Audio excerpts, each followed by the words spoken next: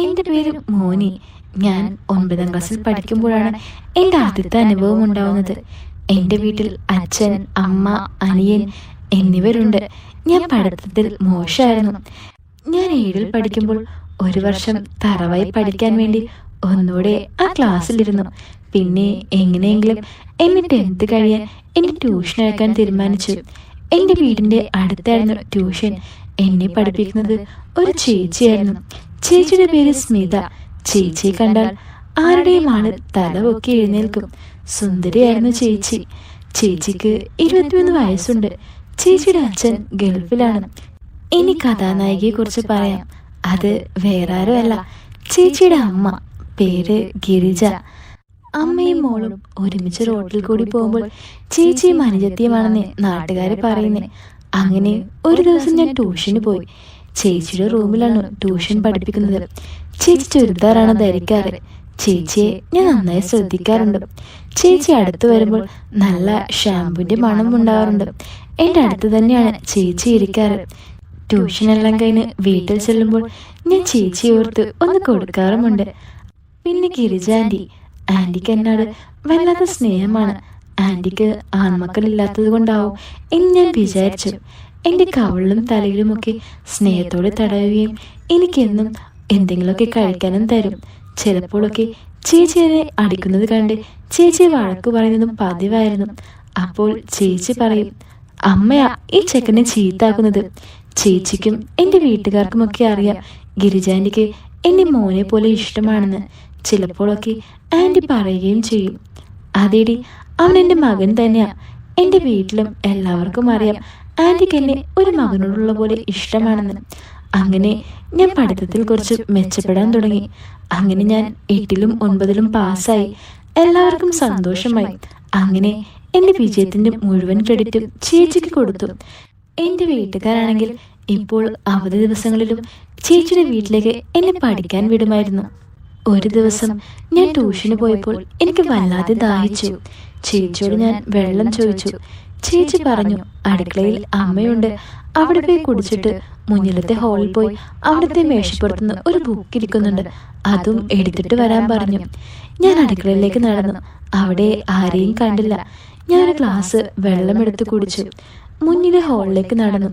അവിടെ പോയി ബുക്ക് എടുത്ത് വരും വഴി ഗിരിജാന്റെ റൂമിന്റെ ഡോറ് കുറച്ച് തുറന്നു കിടക്കുന്നത് ഞാൻ കണ്ടു. ഞാൻ ഡോറിന്റെ ഇടയിൽ കൂടി ആന്റിയുടെ റൂമിലേക്ക് വെറുതെ ഒന്ന് നോക്കി. അവിടെ കണ്ട കാഴ്ച എന്നെ ശരിക്കും ഞെട്ടിച്ചു. എൻ്റെ ടീച്ചറുടെ അമ്മ സ്വന്തമായുള്ള പരിപാടിയിലായിരുന്നു. അത് കണ്ടതോടെ എൻ്റെ ആൾ തല പൊക്കി എഴുന്നേറ്റു. പെട്ടെന്ന് റൂമിൽ നിന്നും ചേച്ചിയുടെ വിളി വന്നു, മോനെ നീ അവിടെ എന്തെടുക്ക, ഇങ്ങോട്ട് വാ. അത് കേട്ടപ്പോഴാ എനിക്ക് ബോധം നേരെ വീണത്. ചേച്ചിയുടെ ശബ്ദം കേട്ട് ആന്റി ഡോറിലേക്ക് നോക്കിയപ്പോൾ എന്നെ കണ്ടു. പെട്ടെന്ന് ചേച്ചിയുടെ അമ്മ എല്ലാം നേരെയാക്കി. ഞാൻ ചേച്ചിയുടെ റൂമിലേക്ക് പോയി. ചേച്ചി എന്നെ വഴക്ക് പറഞ്ഞു. എത്ര നേരമായി നീ പോയിട്ട്, എവിടെ കിടക്കുമായിരുന്നു? ചേച്ചി ചോദിച്ചു. അതും പറഞ്ഞ് എന്നെ പഠിപ്പിക്കാൻ തുടങ്ങി. അപ്പോൾ ആന്റി അതുവഴി അടുക്കളയിലേക്ക് പോകുന്നത് ഞാൻ കണ്ടു. ഞാൻ നോക്കുന്നത് ആന്റിയും കണ്ടു. ഞാൻ നോക്കിയത് ആന്റി ചേച്ചിയോട് പറഞ്ഞാൽ തല്ലിൻ്റെ പൂരം പേടിച്ച് എനിക്ക് പഠിത്തത്തിൽ ശ്രദ്ധിക്കാൻ പറ്റില്ല. എൻ്റെ മനസ്സിൽ മുഴുവൻ ആന്റി ആയിരുന്നു. 48 വയസ്സുള്ള ആന്റി ആയിരുന്നു 2-3 ദിവസത്തേക്ക് എനിക്ക് രാത്രി തുണയായത്. അങ്ങനെ 2-3 ദിവസം കടന്നുപോയി. ഒരു ദിവസം ആന്റി എൻ്റെ മുന്നിൽ നിന്നും റൂമെല്ലാം അടിച്ചു വാരി. ആന്റിയെ ഞാൻ നന്നായി ഒന്ന് നോക്കി. ഭാഗ്യം ചേച്ചിയോട് ആന്റി ഇതുവരെ ഒന്നും പറഞ്ഞിട്ടില്ല എന്ന് എനിക്ക് മനസ്സിലായി. അങ്ങനെ ആന്റി വന്ന് എൻ്റെ അടുത്ത് നിന്ന് ചോദിച്ചു, എന്തു പറ്റിയട മോനെ, നിനക്ക് വയ്യേ എന്നും പറഞ്ഞ് ഒന്നും അറിയാത്ത പോലെ എൻ്റെ കവിളിൽ തടവി. ആന്റിയെ കണ്ടപ്പോൾ തന്നെ എൻ്റെ ആൾ തല പൊക്കി എഴുന്നേറ്റു. ആ സമയത്ത് ചേച്ചി പഠിപ്പിക്കാനായി വന്നിരുന്നു. അപ്പോഴേക്കും ചേച്ചി ഞങ്ങളോട് ചോദിച്ചു, എന്താണ് അമ്മയും മകനും തമ്മിലൊരു ചർച്ച? അപ്പോൾ ആന്റി പറഞ്ഞു, അതേടി ഇവനെൻ്റെ മകൻ തന്നെയാ, അതിൽ നീ അസൂയപ്പെടണ്ട കേട്ടോ എന്നും പറഞ്ഞ് ആന്റി ഇറങ്ങി പുറത്തുപോയി. അങ്ങനെ ഞാൻ പഠിക്കാനിരുന്നു. പക്ഷേ ബുക്ക് തുറന്നാലും ആന്റിയുടെ കാഴ്ചകൾ തന്നെയായിരുന്നു എൻ്റെ മനസ്സിൽ മുഴുവൻ.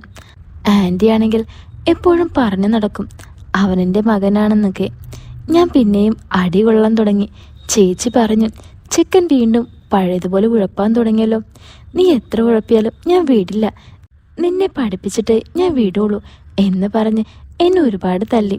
ഉടൻ ആൻറ്റി കയറി വന്ന് പറഞ്ഞു, ഡീ അവന് വയ്യെന്ന് തോന്നുന്നു, നീ അവനെ അടിക്കല്ലേ, അവൻ പഠിക്കുമെന്ന് പറഞ്ഞ് അടുക്കളയിലേക്ക് പോയി. അന്നത്തെ ട്യൂഷൻ കഴിഞ്ഞ് ഞാൻ വീട്ടിലേക്ക് നടന്നു. അപ്പോൾ ആൻറ്റി പുറകിൽ നിന്നും വിളിച്ചു. ഞാൻ അകത്തേക്ക് കയറിയതും ആൻറ്റി എന്നെ കെട്ടിപ്പിടിച്ച് പറഞ്ഞു, മോനെ പോട്ടെ കേട്ടോ, നീ നന്നായി പഠിക്കാത്തതുകൊണ്ടല്ലേ ചേച്ചി അടിച്ചത്. ചേച്ചി അടിച്ചപ്പോഴുണ്ടായ വേദന എനിക്ക് മാറി സന്തോഷം തന്നു. അങ്ങനെ ആ സന്തോഷത്തിൽ ഞാൻ വേഗം വീട്ടിലേക്ക് ഓടി. അടുത്ത ദിവസം സൺഡേ ആണല്ലോ, അച്ഛൻ്റെ സുഹൃത്തിൻ്റെ വീട്ടിൽ പോകണമെന്ന് പറയുന്നത് കേട്ടു.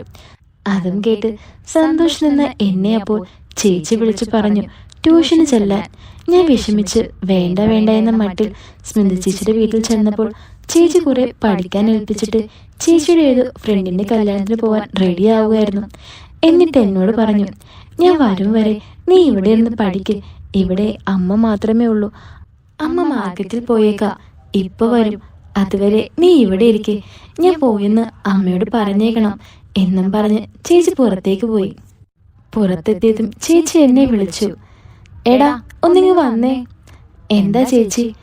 എടാ നീ കഥ കടച്ചോളൂ, അമ്മ വന്ന് വിളിക്കും, അപ്പോ നീ തുറന്നാൽ മതി എന്നും പറഞ്ഞ് ചേച്ചി നടന്നു പോയി. എനിക്ക് എന്തെന്നില്ലാത്ത സന്തോഷം തോന്നി. ഈ കഥയുടെ സെക്കൻഡ് പാർട്ട് ഞാൻ ഉടൻ തന്നെ ഇടുന്നതായിരിക്കും കേട്ടോ. അപ്പോൾ എല്ലാവരും കാത്തിരിക്കാം.